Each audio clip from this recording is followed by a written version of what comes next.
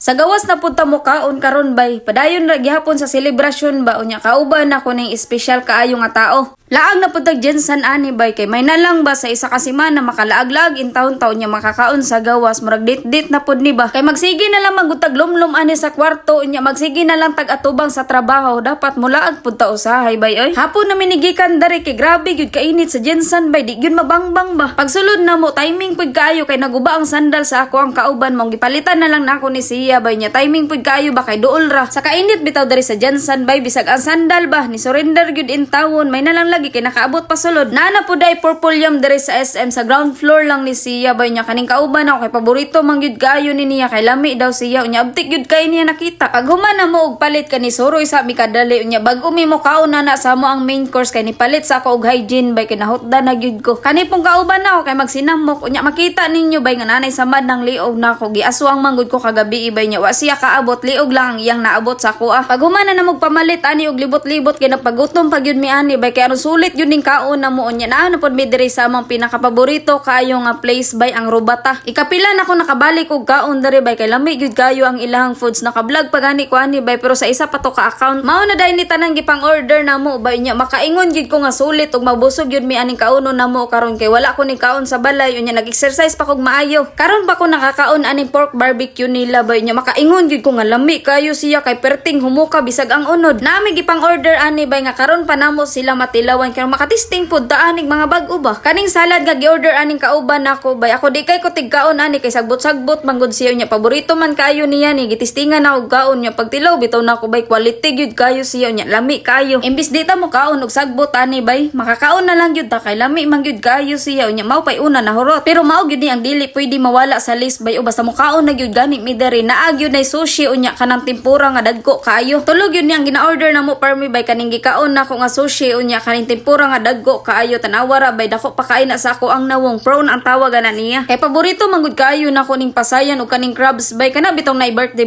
mao gyud nang una gyud ayon nako kwaon. Dili pa man ko dato bay no pero makaingon gyud ko sa akong kaugalingon nga isa ko sa pinakaswerte kaayo nga tao sa tibuok kabilutan kay wala gyud allergy bay. Bisag unsa pa ipaslak anang baba nako wa gyud nay motubo sa ako ang lawas. Isagoy di makaingon anag lami gyud kaayo siya bay.